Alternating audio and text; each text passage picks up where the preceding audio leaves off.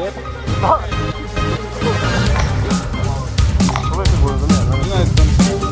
is he now? The guy who used to put the cape on James Bond.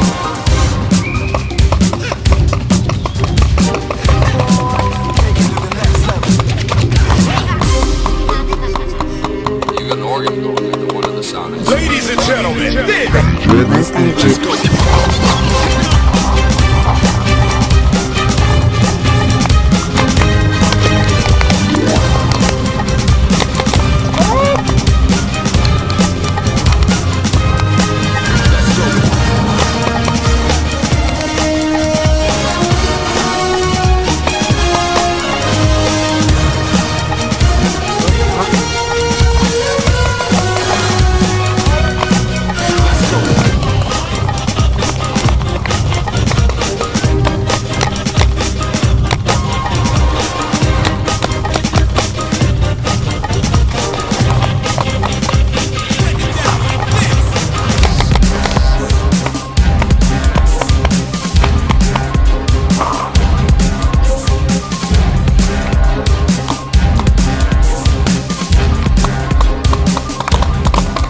Let's go.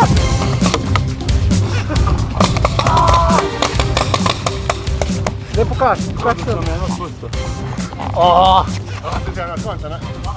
Kurde, się dubu, u herbet.